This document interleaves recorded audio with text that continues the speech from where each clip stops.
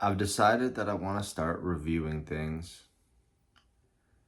I have a lot of strong opinions on things that I buy, so I figured I'd share these opinions here. Um,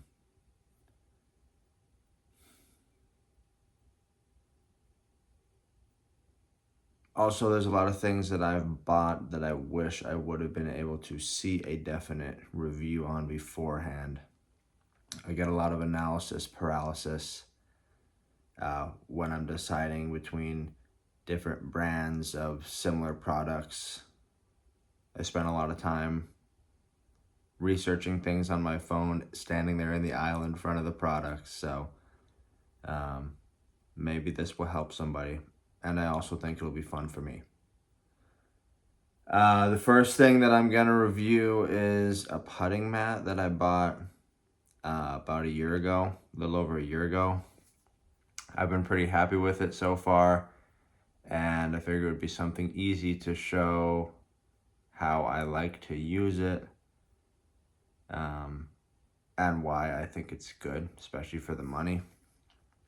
So I'm going to start with that. I've got some other things I'm going to review in the future, like tools that I've used to help build my house or renovate my house. Yeah, so let's start with the putting mat. All right, here's the putting mat. It's relatively long. It's got 3 holes. Got a little bit, got a little bit of a lip here. I did just unroll it, so this settles down after a few minutes, but I just unrolled it. There's a small hump here as you go up to the holes, and the holes are only about, the front holes are about a 1/2 inch deep and the back one's about 1 inch deep. And the reason that I was excited about this mat and why I decided to buy it is because when you hit the ball towards the hole,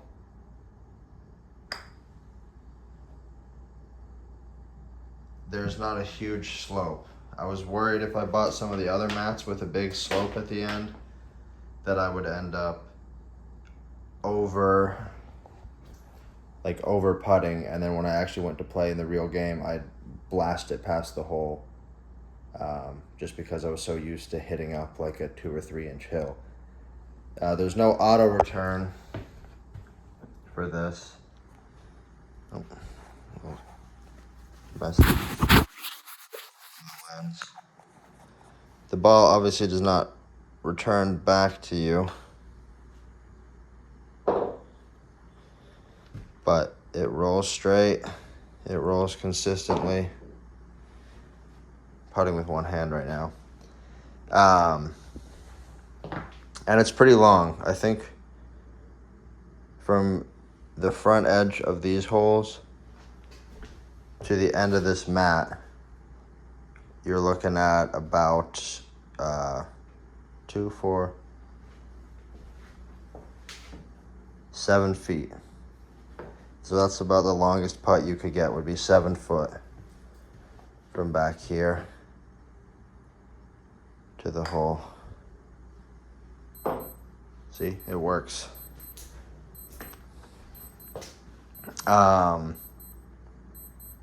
That's my watch going off, telling me it's 4 o'clock. Yeah, I've got little duct tape pieces here set up. I put this down as sort of a mock hole just to get my weights down to even more, make sure I'm not hitting it past the hole. See that's the 1 foot marker, 2 foot or 3 foot marker.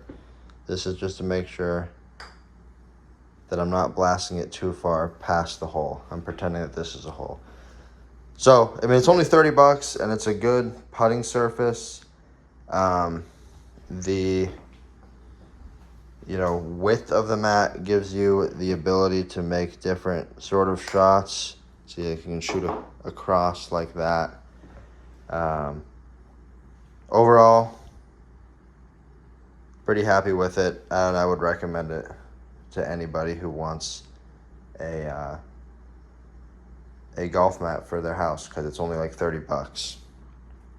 So, all right, well, like I just said, it's a great mat. Highly recommend it. It's cheap. It'll help you putt straight. If you wanted to, you could, put some markings on it to make sure you're following a straight line. You're putting down the line. But overall, it's just nice to have somewhere to putt inside for cheap and for free. It's helped me a lot.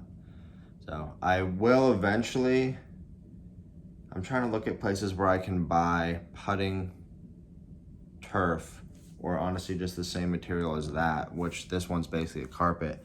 I want to buy like a 20-foot by 3-foot roll that I can just roll all the way down the hallway of my house and actually sort of practice some lag putting inside. The putting surface for this that I've just reviewed, it rolls pretty quick, which I think is good. I would rather practice on something that rolls a little quicker than something that rolls a little slower, because I can always add some more power. It's harder to take away power. So I think it's good to train your brain on something that rolls a little faster. But anyways, yeah, this was the first review. I'm gonna do another one. So, bye.